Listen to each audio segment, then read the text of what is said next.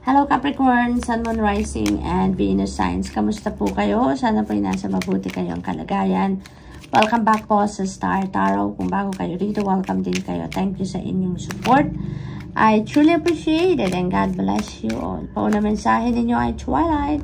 Surrender to the last hour when the light barely touches the flowers. Ayan. So, parang ano to, Capricorn, inaanyayahan kayo dito na isurrender nyo naman yung last hour ninyo. No, of the day, yung bago kayo matulog, before you retire for the day, you know, ibigay nyo naman yan sa sarili ninyo para mag-reflection kayo, mag-introspection kayo, magpahinga kayo, mag-chill kayo, no, mag-muni-muni. No, ibigay ninyo yan sa sarili ninyo dahil yun din naman ang pagkakataon ninyo para makapag-rejuvenate kayo, no, makapag-muni-muni kayo, makapag-declutter kayo ng sarili ninyo, no. Be present and use the hours, don't count them. Ayan. So, huwag kayong nagmamadali, no? Huwag kayong nagmamadali sa na mangyari na ang kung ano ang bukas, no? Yung parang in a rush ang iba sa inyo dito, Capricorn. So, dito, use the hours, don't count them. Huwag ninyong madaliin ang lahat, no? I-enjoy ninyo kung ano yung nasa present moment. I-embrace ninyo kung anong mga nangyayari sa ngayon, ano, don't focus on what is in the past already dahil tapos na yon, wala na tayong kapangyarihan over that.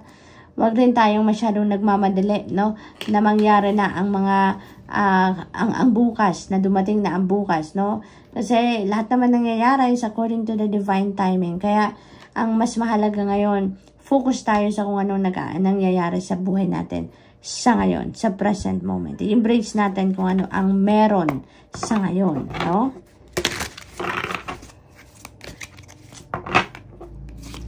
So, we have 5 of Wands. Ayan. So, parang meron ano dito, no? Parang, siguro mayroong diskusyon, no? Maaring may hindi kayo, maaring, this could be in a work situation, this could be in a family situation. Marang meron dito kayong pag-uusap or conversations, no, with other people, and parang hindi kayo on the same page. Hindi kayo nagkakaintindihan dito, no? Maaari kasi na kung ano yung, alam mo yun, yung pinaglalaban nila, yung mga opinion nila. Gusto nila na yung opinion nila, yung idea nila, yun ang masunod. So, walang pag-iintindihan dito. You are not on the same page. Meron ditong pagpipilit ng mga gusto nila, yun ang mangyari, no? So, what else? You have 8 of Swords. So, dito man, restricted kayo. This is restrictive energy, no?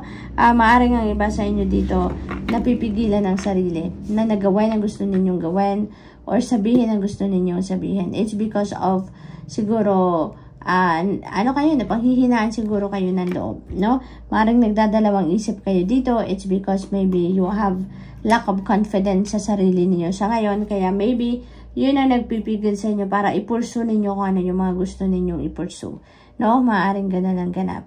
Para siguro something's preventing you, or maybe a situation is preventing you dito to move on or to move forward with your life, no? Kung ano man yung mga plano ninyo sa buhay, maaring nandyan siya, sigurado kayo sa plano ninyo, pero hindi kayo makagalaw, hindi kayo nakakapag-take action is because for some reason, maaring may fear, maaring may self-doubt, maaring may low self-confidence, maaring pinagdududahan ninyo yung sarili ninyo, yung inyong kakayanan dito. Kaya, hindi ninyo magawa-gawa kung ano yung mga naiisip ninyong gawin. No, Capricorn? So, we also have the Sun energy. Thanks God, Capricorn. Thanks God. This is really beautiful. Ito yung magbabago ng lahat ng inyong sitwasyon. Ano? Lahat ng to babaguhin nito na Sun energy. Because the Sun energy is, this is the most uplifting, this is the most optimistic, most positive energy, no? So, kung ano man yung mga low vibe energies na to, matatabunan niya ng Sun energy. Mawawala na to. It is going to fade away. Bubuhayan kayo ng loob at talagang mas magiging excited kayo, mapapalitan niya ng excitement, ng adrenaline, ng drive, ng determination. Ano? Kung ano man to, mga sitwasyon na to, maaayos ang lahat ng yan. Because this is a positive energy, no? There's going to be positive change sa buhay ninyo. Your situation here, no, is going to change for the better. Kaya napakaganda ng bawi, no? sa end ng reading na to. Napakaganda. This is a time for happiness, no? This is a time for happiness. This is a time for success. This is a time for you to celebrate, no, your successes. Talagang maganda lang ang sitwasyon dito. Mararamdaman nyo lang dito na overflowing of joy, no? Talagang bubuhos ng saya, bubuhos ng kaligayahan, ng peace, no, sa buhay ninyo. Kaya magiging maayos ang lahat, no? There is going to be a positive change in every area of your life dito. I-claim nyo na yan, Capricorn. Para yun talaga ang mangyari, no? So, financial success, material success, anything, no? Pag-solve ng problema, pag-solve ng mga challenges ninyo sa buhay, you're going to be successful sa mga bagay na yan, no? Kaya nga kayo magiging masaya, magiging peaceful ng inyong pakiramdam, mas magsa-celebrate kayo dito with joy talaga sa puso ninyo, Capricorn. So, good luck. That's all I have for you for today. I hope nakatulong mga mensaheng ito in some way. Thank you for watching. Love and light. Namaste. Hello Virgo, Sun, Moon, Rising, and Venus signs. Kamusta po kayo? Sana po nasa mabuti kayong kalagayan. Welcome back po sa Star Tarot. Kung bago kayo rito, welcome din kayo. Thank you sa inyong support. I truly appreciate it and God bless you all. Tignan natin ang mga messages ninyo for today. Ang mensahe ni Virgo ay death energy. Napakaganda Virgo because parang reset ito sa buhay ninyo. Napakaganda. This is one of my favorites now sa tarot deck kasi this is massive transformation. This is rebirth, no, na binibigay sa inyo ng divine universe. So this is going to be releasing, no, parang fall season ito sa buhay ninyo ngayon Virgo because you are about to release dito lahat. Anything, everything, or anyone that doesn't serve your highest good, no? Kung sino, kung ano man ang mga bagay, tao man yan, sitwasyon, na hindi na nagsiserve ng iyong highest good, na hindi nagsusupport ng inyong soul's growth, soul's evolution, that is gone, no? Talagang tatanggalin nyo na yan sa buhay ninyo, no? At saka ngayon, haharap kayo sa isang mabuting sitwasyon, isang magandang sitwasyon, bagong umaga, bagong buhay, bagong pag-asa, no, Virgo? So, this is like an overhaul sa buhay ninyo. This is new, parang reset ito sa buhay ninyo, no? Kaya maraming bago ang parating dito, maraming bago sitwasyon, and even tao, ideas, anything, no, na bago ay maaring dumating na sa buhay ninyo. What else? We have 10 of Wands. This is another new beginning energy. This is ending as well. So, parehas ang gawa nitong dalawa. Parehas ang mensahe nito. No? This is also ending and beginning. This is also ending and beginning, Virgo. So, really beautiful, no? Really beautiful. Ito naman, ano, kung ano naman yung nagpapabigat sa buhay ninyo, kung ano yung nagpapahirap sa buhay ninyo, hindi na rin yan nakakatulong sa inyong sitwasyon. You are letting that go. You are letting that go in any way. Maaring kung sa trabaho to or pamilya, no? Maaring ano yan, maaring makikipag-usap kayo dito sa inyong boss, sa inyong mga kasama sa trabaho, no? Sa supervisor ninyo. Maaring makikipag-usap kayo at sasabihin nyo na yung totoo ninyong sitwasyon, no? Maybe overwhelming task na binibigay sa inyo, sobra-sobrang trabaho, maaaring overtime kayo ng overtime dito dahil marami kayong ginagawa, marami kayong task, no, na nakapatong sa balikat ninyo.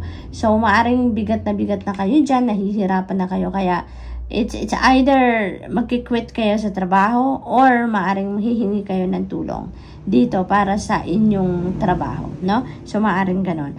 This could also be, emotional burden. Maaaring hirap na kayo sa mga nararamdaman ninyo from the past experiences ninyo or past relationship, and you may also decide to put that down na, no? Maaaring ito na yung panahon yung parang gigising na kayo sa katotohanan na it's already in the past, it's already done, move on na sa buhay, no?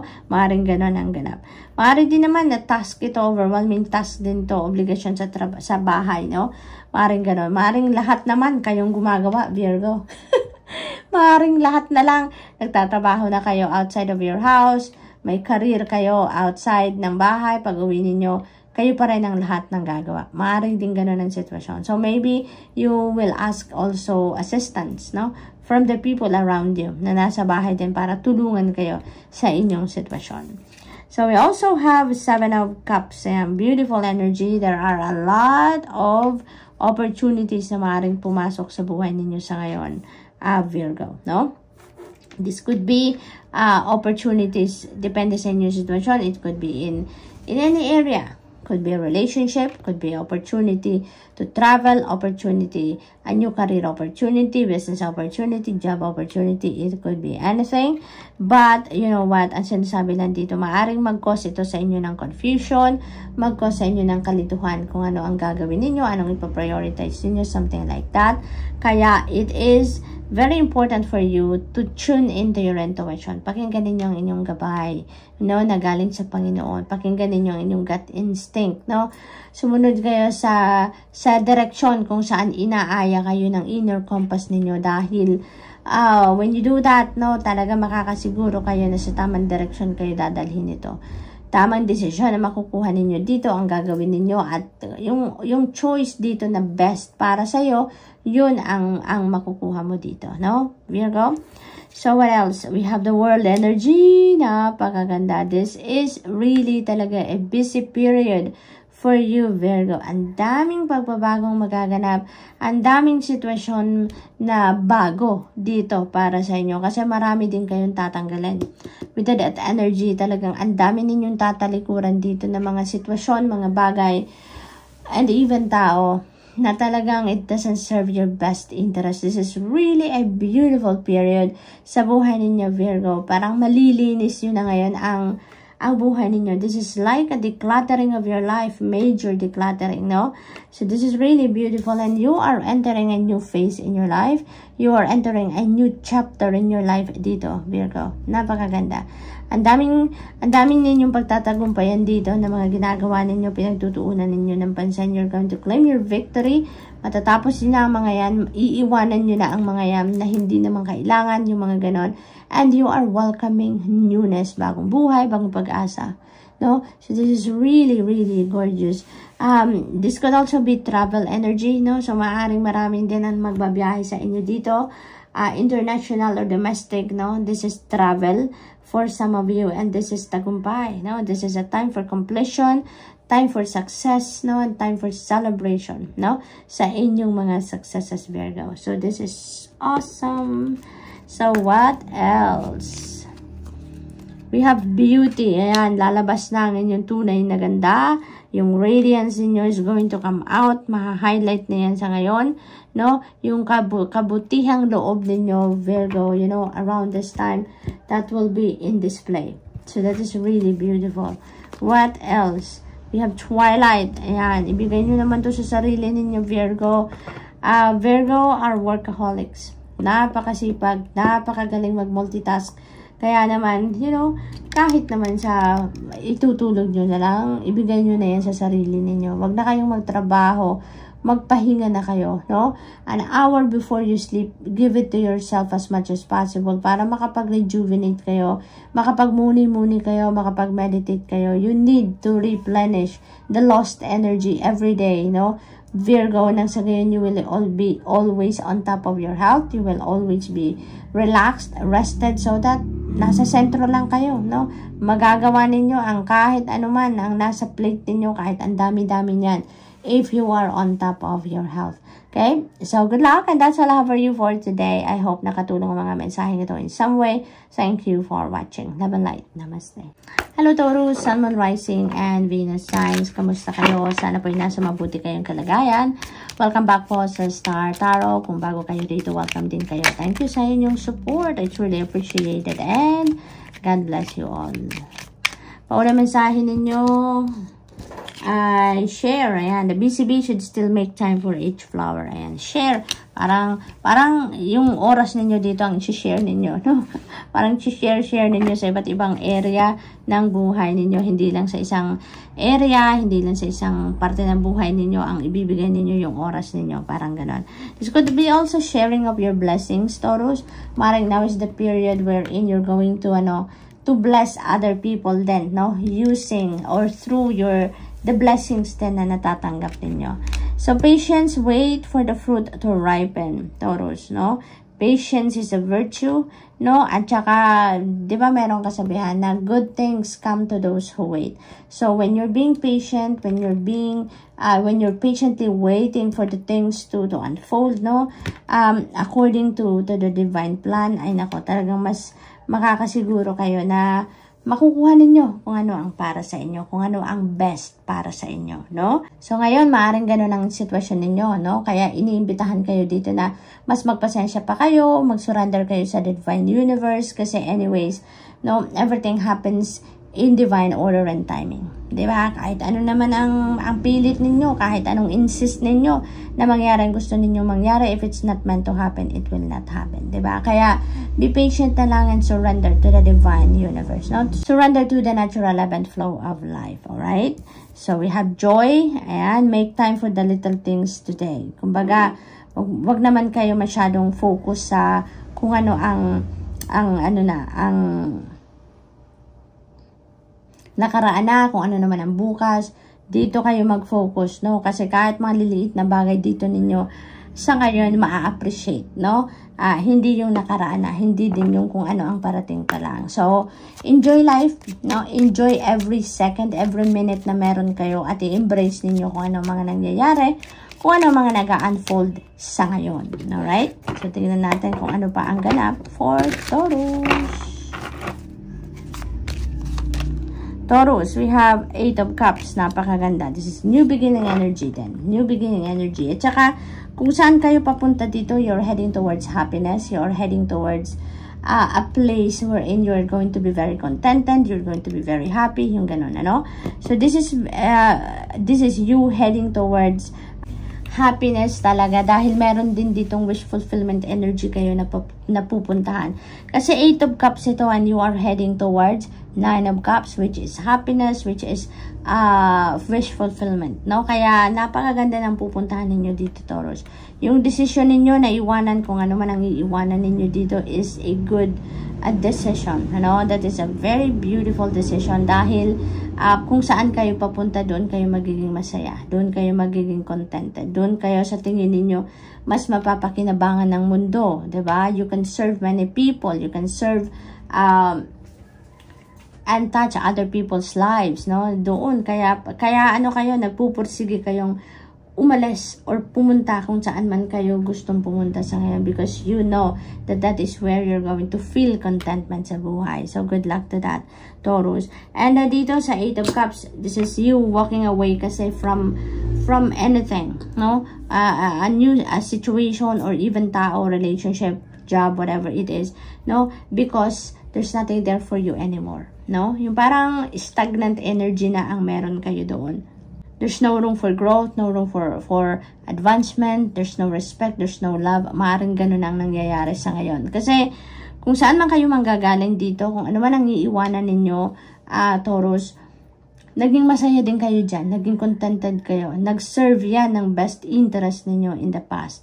Pero ngayon, 'di ba? Nagbabago naman talaga ang lahat. Everything evolves, everything changes, and even people, even places, 'di ba? Nagbabago. Kaya maring nagbabago na din ngayon ang mga pakiramdam ninyo, nagbabago na din ngayon ang standards ninyo, nagbabago na din ngayon ang iniisip ninyo. Kaya sa pakiramdam ninyo, kung nasaan kayo ngayon, there's nothing there for you anymore. So it's time to move on, no? And that is what you are going to do. So what else? We have Knight of Pentacles here. You are moving cautiously. Dito, you're moving cautiously. Kahit, siguro pinagplanuhan nyo na to. No? Pinagplanuhan nyo to, pinag-isipan ninyong mabuti. Talagang pinapakiramdaman ninyo ang inyong sitwasyon dito sa 8 of Cups. No? At nag-strategize kayo, pinag-aralan ninyo, nag-research kayo. Talagang you're prepared, no? Kaya you are moving cautiously dito, no? Hindi kayo nagmamadali. You are not in a rush dito. Kahit siguro matagal nyo nang gustong umalis sa sitwasyon na yan, pinaghahandaan nyo muna yan, no? Naghanda kayo dyan. Kasi kaya gusto ninyo na maging maayos ang inyong pag-alis, maging maayos ang pagta-travel ninyo kung saan man kayo papunta, at handa na kung saan kayo papunta, you know, parang handa na yon para sa'yo. So, yun ang gusto ninyong mangyari dito. Kaya siguro, ano muna kayo, yung parang mabagal ang usad, no? Hindi kayo dito nagkukumahog, kumbaga, no? Sa pag-alis sa sitwasyon na to. Because you want everything to be ready first, no? So, this is really, really wise, no? Really wise. Napakaganda. So, for others of you naman, Taurus, maaaring, opportunity na parating sa inyo. Maaring this is job opportunity, and an opportunity to invest your money, an opportunity for you to travel din. Maaring mga ganun din ang sitwasyon ng iba sa inyo. But whatever it is, you know, you are patiently doing everything, no? Mabagal, mahina, pero talagang super pasensya kayo dito sa ginagawa ninyo. You just want to make sure that everything is okay. Everything will fall into its right place, no? So, napaka-wise. So, we have Queen of Wands. Ayan, you've got the support of someone dito, maaaring mother archetype ninyo. So, kung ano man ang gagawin ninyo dito, kung ano man ang plano ninyo dito, your mom or your grandma or whoever whom you consider na mother archetype ninyo is in full support of you sa kung ano man ang gagawin ninyo dito, no? And, ang nakikita ko dito, porsigido kayo, Taurus, no? Porsigido kayo. Kung ano man ang gusto ninyong gawin dito sa pag-alis na yan, saan man kayo papunta, you are really going for it. Walang makakasagabal sa inyo dito. No one or nothing can get in your way dito. Talagang laser focused kayo, eye on the prize kayo.